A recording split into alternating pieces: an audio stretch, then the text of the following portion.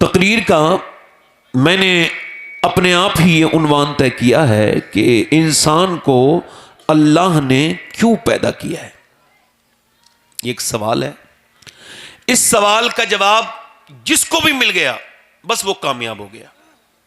जिसने इस सवाल पर जवाब पाकर अमल शुरू कर दिया, इंसान क्यों पैदा किया गया है, ये एक सवाल है। आपकी वॉशिंग मशीन, आपका फ्रिज, आपकी गाड़ी, आपकी कार सब बामकसद हैं, तो इंसान जैसी अजीमुशान मखलूक ये क्या बेमकसद पैदा की गई? ये क्यों है दुनिया में? इसको क्यों भेजा गया? और इसकी पैदाइश में क्या मकसद है कुदरत का? बेमकसद तो अल्लाह ने इंसान को पैदा नहीं किया। इमाम मालिक फरमाते हैं इंसान दो बार पैदा होता है। एक बार मां के पेट से पैदा होता है, एक बार तब पैदा होता है जब वो ये जान ले कि अल्लाह ने उसको क्यों पैदा किया है। आप समझ रहे हैं मेरी बात को? यानी इंसान कितनी बार पैदा होता है? एक बार तो मां के पेट से, एक बार तब पैदा होता है जब वो ये जान ले कि अल्लाह ने उसको पैदा क्यों किया है। अब जरा गौर कीजिए, अल्लाह ने इंसान को क्यों पैदा किया? इसका जवाब कोई दानिश्वर नहीं देगा, कोई फलसफी नहीं देगा, कोई साइंसदान नहीं देगा, कोई बड़ा आदमी नहीं देगा, क्योंकि वो तो खुद पैदा किया गया है। इसका जवाब खुद परवरदिगार, उससे पूछो कि ऐ अल्लाह तूने इंसान को क्यों पैदा किया? तो एक जगह इरशाद फरमाता है मैंने इंसान को अपनी इबादत के लिए पैदा किया, और एक जगह फरमाता है मैंने मौत और हयात इस वजह से बनाई ताकि तुम परखे जाओ तुम में कौन अहसन अमल करता है, कौन अच्छे अमल करता है। ये परखना यानी आजमाइश, दुनिया में आना आजमाइश। 20-25 साल तो अपनी मर्जी से जिए नहीं, उसके बाद जब होश संभाला तो फिर होश रहा नहीं, कमाने खाने में लग गए, ये समझे ही नहीं अल्लाह ने इंसान को क्यों पैदा किया। इमाम मालिक फरमाते हैं अल्लाह ने इंसान दो बार पैदा होता है, एक बार मां के पेट से, एक बार तब पैदा होता है जब वो ये जान ले कि अल्लाह ने उसको क्यों पैदा किया है। एक बार जब इंसान पैदा होता है तो उसके हाथ में तलवार होती है और वो कहता है मैं इस्लाम को मिटा दूंगा, और मक्के की गली में वो चल रहा होता है, उसका नाम उमर बिन खत्ताब उस वक्त होता है, और थोड़ी देर के बाद वो दूसरी बार पैदा होता है और कलमा पढ़ के मुसलमान हो जाता है और फारूक आजम बन जाता है, दुनिया को बता देता है इस्लाम क्या है। वाह वाह वाह, नारे। यानी थोड़े सफर में पता चल गया।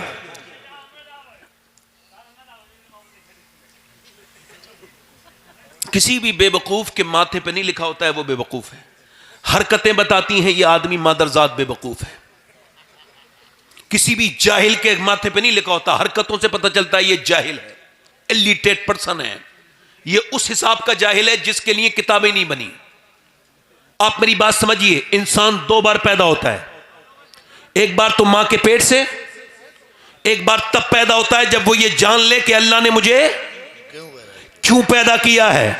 खाने के लिए जानवर बहुत हैं, पीने के लिए जानवर बहुत हैं, सोने के लिए जानवर बहुत हैं। मौला कायनात मौला अली इरशाद फरमाते हैं जिंदगी ठहरने की जगह नहीं है बल्कि सफर की जगह है, आखिरत ठहरने का मकाम है। मौला अली फरमाते हैं ये हयात गुजरगाह है, ठहरने का मकाम आखिरत है। इकबाल कहता है मौत तजदीदे मिजाक़े जिंदगी का नाम है, मौत के पर्दे में छुपा बेदारी का एक प्याम है, मौत को समझा है गाफिल इख्तिताम जिंदगी, जिंदगी की शाम है सुबह दवा में जिंदगी। इकबाल कहता है लोग ये समझते हैं इंसान मर गया, नहीं जायका तब्दील हुआ, मगर ऐसी जिंदगी मिल गई जिसकी कभी मौत नहीं, जिसकी कभी मौत नहीं।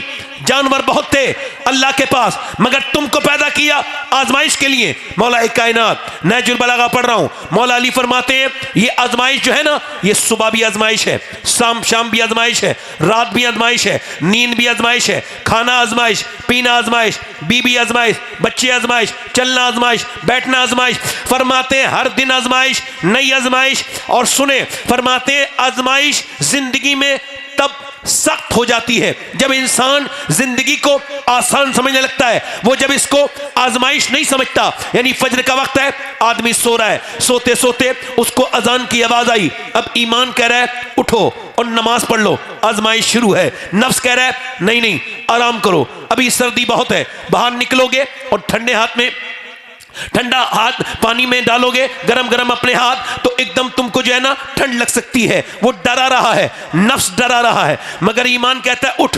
अल्लाह फरमाता है मैंने इंसान को पैदा किया, उसके साथ अपने दुश्मन नफ्स को भी पैदा किया। अब आपका नफ्स और मेरा नफ्स, मेरा भी दुश्मन, अल्लाह के भी दुश्मन, और मुझे बरगला रहा है, बार बार कह रहा है कि चल सो जा, मगर ईमान कह रहा है नहीं नहीं, अगर नमाज कदा हुई तो फिर कदा मिलेगी, अदा नहीं मिलेगी। उसने कहा सो जा। ईमान ने ब्लैंकेट फेंक दिया और ईमान ने उसको उठाया, उसके ईमान ने उससे वुजू करवाया और वुजू करवाने के बाद मस्जिद लेके आया। जैसे ही उसने अल्लाह अकबर कहा है, वैसे ही फरिश्तों ने आवाज दे दी आज फला मोहल्ले में फला शख्स अल्लाह की बारगाह में कामयाब हो गया, उसने अपने नफ्स को पछाड़ दिया और अपने नफ्स पर गालिब आ गया। मगर अभी वो ये ना समझे कि उसकी आजमाइश खत्म है, नहीं नहीं, उसके बाद अब वो आया है, टेबल पर बैठा है नाश्ता करने के लिए। अब खाना आजमाइश है, ज्यादा खाना नहीं खाना। खैर थोड़ा बहुत नाश्ता करके घर से निकला और जैसे ही निकला तो बिल्कुल रोड पर उसने देखा एक लड़की है, बड़ी वाहियात किस्म के बेहुदा कपड़े पहने हुए लड़की है, उसके जिस्म पर कपड़े फिटिंग के हैं और उसका जिस्म जाहिर है। इसकी एक नजर उस पर पड़ी मगर इसने फिर दूसरी नजर जाने नहीं दी। अब नजर मुतालबा कर रही है एक बार और देख ले, एक बार और देख ले, बड़ी हसीना है, हुस्न का पैकर है, एक मर्तबा देख ले, उसके जिस्म को एक मर्तबा निहार ले। मगर इसका ईमान कह रहा है ना ना, नजर ना उठाना, तेरे नबी का फरमान है कि सिर्फ मिल के जिना नहीं होता, फिजिकल जिना जिना नहीं होता, आंखों का भी जिना जिना होता है। बिल्कुल नहीं उठना, बिल्कुल नहीं उठाना नजर। अब बार बार झगड़ा हो रहा है। हजरत सैयदना जुनैद बगदादी से पूछा गया नफ्स में, तवज्जो, नफ्स में और शैतान में फर्क क्या है? तवज्जो कीजिए, मैं किसी के साथ भी कुछ भी कह सकता हूं, ध्यान से सुनिए, जरा गौर कीजिए। वो कहते हैं पूछे नफ्स में और शैतान में क्या फर्क है, यानी ये हमला किसने किया है, नफ्स ने या शैतान ने ये हमला? तो फरमाते हैं अगर शैतान हमला कर रहा है एक दो मर्तबा मना करोगे पीछे हट जाएगा, मगर नफ्स ऐसा कुत्ता है जब तक अपनी मर्जी का गुनाह करा नहीं लेता ये भौंकता रहता है। जब ये कह रहा है देखो उठाओ नजर, उठाओ नजर, मुसलमान कह रहा है नहीं उठाऊंगा। हजरत मुजद्दिद फिसानी रहमतुल्लाह अलैह फरमाते हैं जिना की शुरुआत आंखों से होती है, आंखें देखती हैं, दिल पसंद करता है, नजर बद नजर दिल पसंद करता है और शर्मगाह इस फेले बद को कर जाती है, शर्मगाह इस फेले बद को कर जाती है। इसने नजर नहीं उठाई। नौजवान क्या समझते हैं उनकी आंखें ये? नहीं नहीं, ये आंखों के मालिक आप हैं ना, ना मैं अपनी आंखों का मालिक, ना आप अपनी आंखों के मालिक। ये आंखों का मालिक कौन है? अल्लाह है। जब एक एक जर्रा बोलेगा तो क्या ये आंखें कयामत के दिन नहीं बोलेंगी? बताओ बोलेंगी या नहीं बोलेंगी? ये कयामत के दिन अगर ये कह दें, अच्छा अगर आपके बाप के सामने ये पता चल जाए कि आप गंदी तस्वीर देखते हो, गंदी फिल्म देखते हो, तो शर्मिंदगी नहीं होगी? होगी कि नहीं होगी? बोलो, होगी कि नहीं होगी? मगर ये आंखें मेरे दोस्त तेरी नहीं है, इसका मालिक तो अल्लाह है। कयामत के दिन एक एक चीज की बात होगी तो आंखें भी कहेंगी मालिक तूने दियो तो था, माँ बाप का चेहरा देखने के लिए आंखें दी थी, मगर इसने माँ बाप का चेहरा देखने के लिए, कुरान पढ़ने के लिए, हुजूर का रोजा देखने के लिए, काबा देखने के लिए, मगर इसने वो नहीं दिखाया। इसने तो वाहियात चीजें दिखाई, इसने तो गंदी चीजें दिखाई, इसने तो वाहियात फिल्में दिखाई। उस वक्त में कितनी शर्मिंदगी होगी बोलो, अगर अल्लाह के सामने, उसके रसूल के सामने ये बात खुल जाए कि हमने बदनिगाही की है और हमारी निगाहें पाक नहीं हैं। मेरे गौसुल आजम फरमाते हैं सबसे बड़ी पाकीज़गी निगाह की पाकीज़गी है। इकबाल कहता है खिरद ने कह भी दिया ला इला तो क्या हासिल, दिलो निगाह मुसलमान नहीं तो कुछ भी नहीं। एक सिहाबी रसूल है, उनका नाम है उत्वा बिन गज़वान, उनका मज़ार बसरा में है, मैंने हाजिरी की है। वो तलवार चला रहे थे, तलवार चलाते चलाते उस सिहाबी रसूल ने अपनी आंख में अपनी तलवार की नोक मारी और मार के आंख का गुल्ला निकाल के नीचे को फेंक दिया, और जब नीचे को गिरा आंखों से खून के लुथड़े गिरने लगे, पूरी आंख खून से भर गई, इधर से आंसू लोगों ने कहा उतबा शायद पागल हो गया, बसरा की गर्मी बर्दाश्त न कर सका। हजरत अबू मूसा अशरी कहते मैं आगे बढ़ा, मैंने कहा लोग तुमको पागल कह रहे हैं, ये तुमने अपनी आंख क्यों फोड़ दी? कहने लगे कि अल्लाह के लिए, लोगों के लिए नहीं, अल्लाह के खौफ से।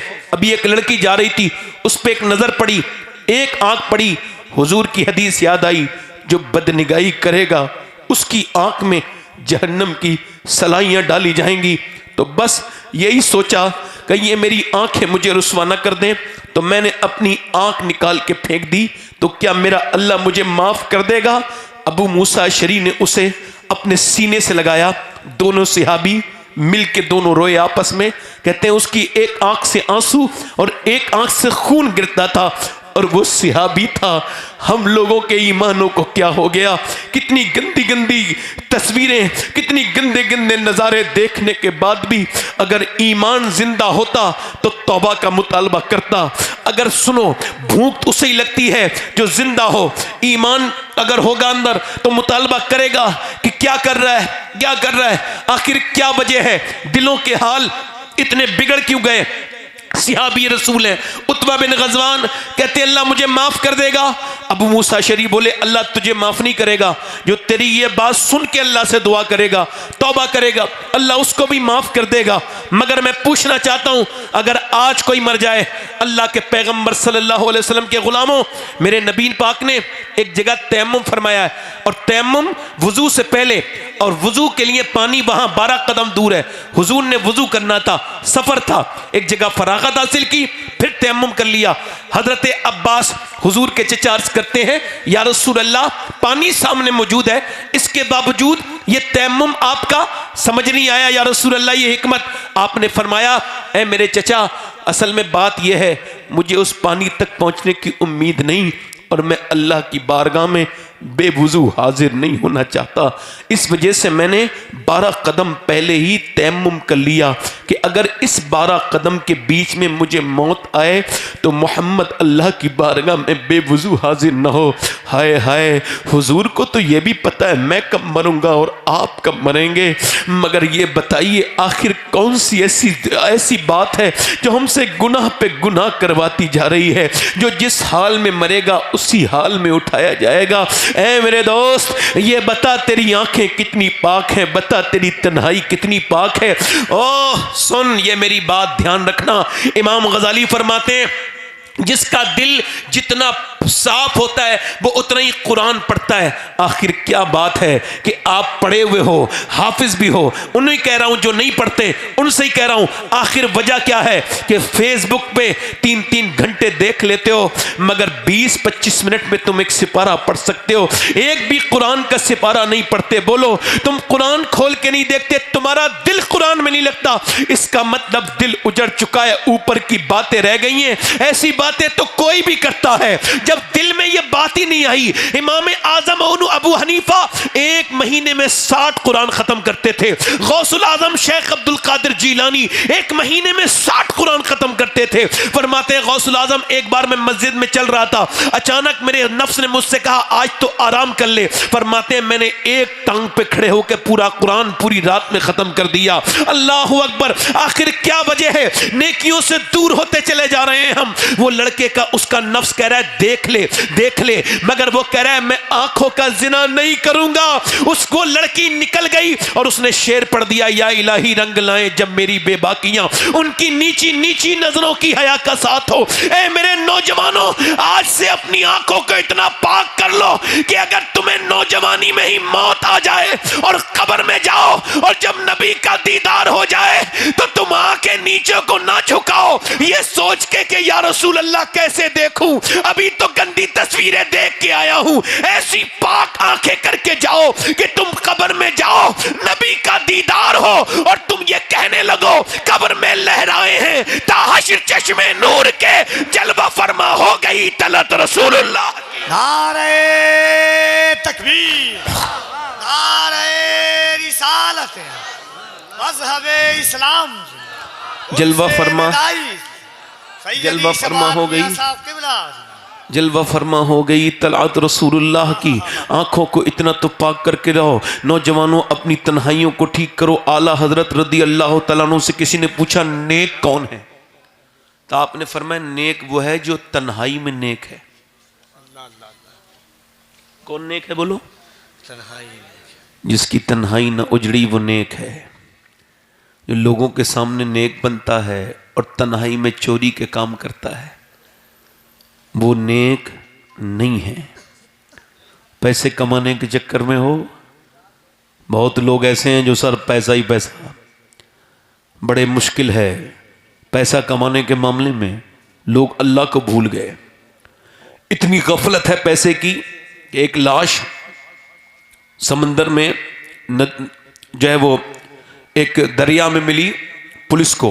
वो लेके इतनी सड़ चुकी थी, गल चुकी थी, ऐसी उसकी खाल वाल उतरी हुई थी, मछलियों ने कुछ खाया था, चेहरा वगैरह बिल्कुल फट गया था, ख़त्म हो गया था। तो उन्होंने पोस्टमार्टम किया। पोस्टमार्टम करके वो लेके आए उनके इमाम साहब के पास।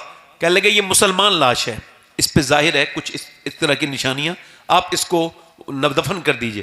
कहा मैं दफन कर दूंगा, नमाज जनाजा पढ़ा दूंगा, पैसे नहीं मेरे पास। अच्छा ठीक है।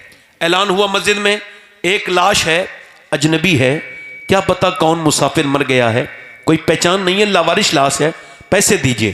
कोई 5 रुपए, कोई 10 रुपए, कोई 50 रुपए, कोई 20 रुपए। 1.5 घंटा चंदा हुआ। इमाम साहब ने जनाजा तैयार किया, नमाज पढ़ाई, कोई नहीं रोया। कौन रोता? किसी बदनसीब की लाश थी जिस पे रोने वाला भी कोई नहीं था। उसके बाद नमाज पढ़ाने के बाद उसको दफन किया, कोई कब्र पे नहीं रोया। 3 महीने के बाद पुलिस आती है, आके कहती है सुनो, जिस लाश को आपने लावारिश समझ के दफन किया उसके अकाउंट में 6 करोड़ रुपया निकला है। 6 करोड़ का मालिक था वो, मगर इतना बदबख्त था, जालिम था कि जब वो हुक्का पीता था तो उसमें पानी नहीं डालता था, उसके अंदर वो दूध डाल के अय्याशियों के हिसाब से ये करता था, बदकारी करता था। अल्लाह अकबर। एक आदमी को किसी ने देखा कि वो, किसी बुजुर्ग ने देखा एक आदमी को कि उसकी, अल्लाह अकबर, वो कहते हैं कि अब जरा गौर करें, वो कहता है बड़ी पैसे थे उसके पास मगर बर्बाद हो गया, किसी लायक नहीं बचा, किसी लायक नहीं बचा।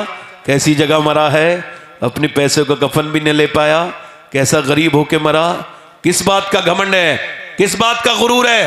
क्या पता कहां मरो, क्या पता कहां मौत आ जाए, क्या पता कहां लाश निकले, कहां से जनाजा निकले।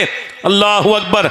मेरा अल्लाह फरमाता है अल्लाहुम्मुत्तकासुरु हत्ता ज़ुरतुमुल मक़ाबिर कल्ला सौफ़ तालमून थुम्मा कल्ला सौफ़ तालमून।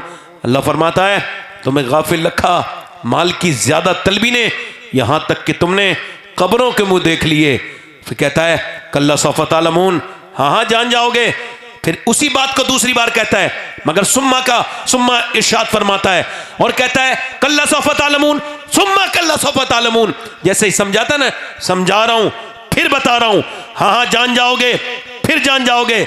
ये दौलतें, ये पैसे, ये शोहरत, ये नाम, ये फेम, ये प्रोडक्ट, ये घर, ये मकान, ये महफिलें, ये रंगतें, ये तेरी आशाइशें, ये तेरे आराम, ये तेरी सारी चीजें फना हो जाएंगी मेरे दोस्त। ना जाने कितने अमीरों को जलील कर दिया वक्त ने किसी को छोड़ा नहीं। और जो वक्त को बर्बाद कर रहा है, वक्त से ज्यादा घमंडी कोई नहीं है।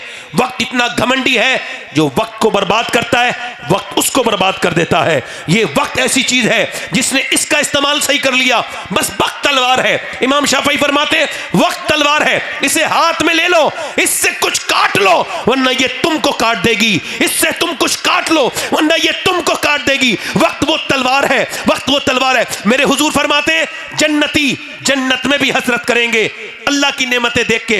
अर्ज की या रसूल अल्लाह, जन्नती क्या अफसोस करेंगे? का वो ये कहेंगे ऐ अल्लाह तूने हमें जन्नत दी मगर हमने अपना वक्त खराब किया इधर उधर। काश जिस वक्त में हमने खराब किया फालतू, उस वक्त में तुझको याद कर लिया होता।